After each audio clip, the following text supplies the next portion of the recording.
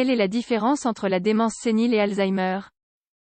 La démence sénile et Alzheimer sont deux termes qui s'utilisent énormément.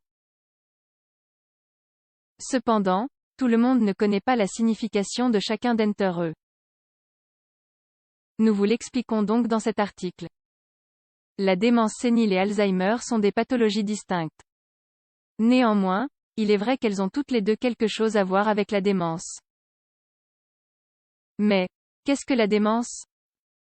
La démence se définit comme une diminution du niveau intellectuel par rapport au niveau de connaissance préalable. Lors de celle-ci, ce sont les fonctions supérieures qui se détériorent.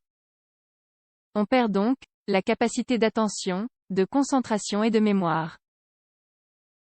Tout comme la compréhension et l'expression du langage, les capacités mathématiques et la coordination psychomotrice.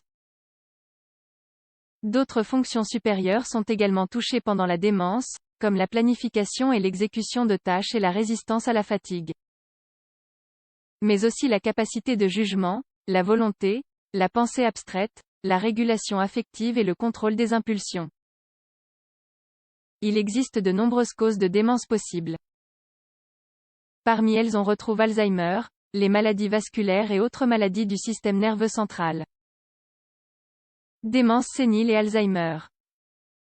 Dans cet article, nous tenterons de définir ces deux pathologies pour clarifier la distinction entre l'une et l'autre. Démence sénile. On appelle démence sénile ces démences qui apparaissent chez les personnes âgées.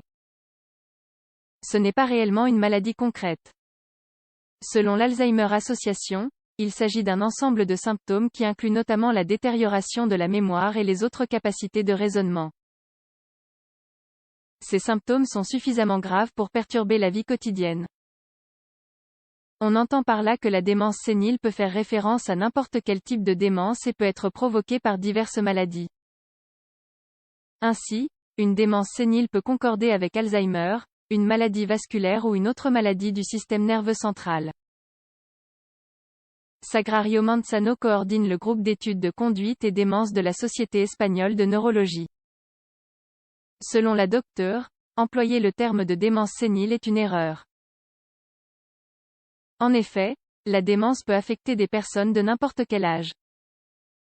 Alzheimer. Alzheimer est un autre type de démence. Cependant, son étiologie est bien précise. Elle se caractérise par une perte de neurones, avec la perte de densité synaptique conséquente, synapse faisant référence à la connexion entre deux neurones. De plus diverses substances se déposent dans le tissu nerveux comme la substance amyloïde. De même, des altérations dans les neurotransmetteurs se produisent et le cortex cérébral s'atrophie. Différence entre démence sénile et Alzheimer. Localisation des lésions. Alzheimer est une démence de type cortical. Par conséquent, la substance grise encéphalique est touchée. Par ailleurs, les fonctions contrôlées par la substance grise, cortex, sont également affectées.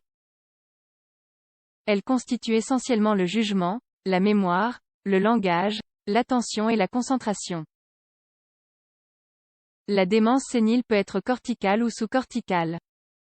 Ainsi, en plus d'affecter les fonctions antérieures, elles peuvent également impliquer les fonctions gouvernées par la couche encéphalique sous-corticale. Celles-ci comprennent la psychomotricité, la dérégulation affective, le ralentissement, l'apathie et la perte de mémoire.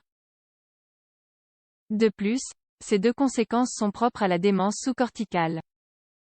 Apraxie, perte de la capacité à réaliser des mouvements droits.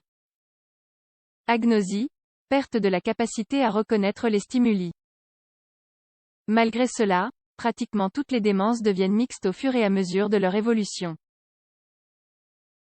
Progression du tableau clinique. Le tableau clinique d'Alzheimer progresse pendant approximativement 5 à 10 ans. Il se développe par étapes. La première d'entre elles implique une diminution de la résistance à la fatigue et de la capacité d'adaptation pendant des activités spéciales.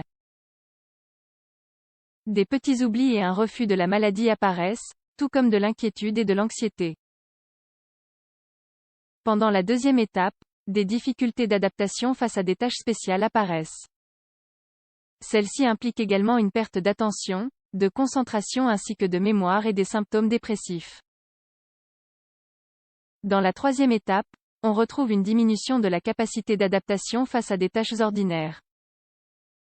De plus, on ressent une dérégulation affective.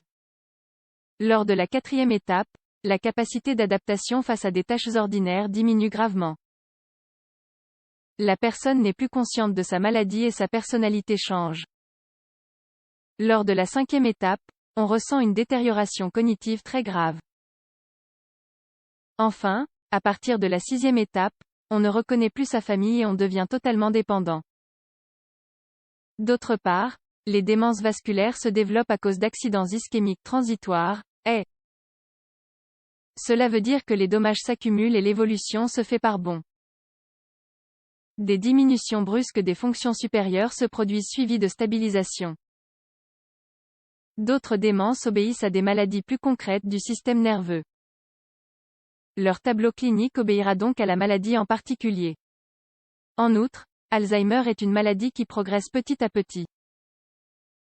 Cependant, la démence sénile peut évoluer progressivement, si la démence sénile est du type Alzheimer par bonds, si la démence sénile est de type vasculaire selon les maladies concrètes du système nerveux épidémiologie.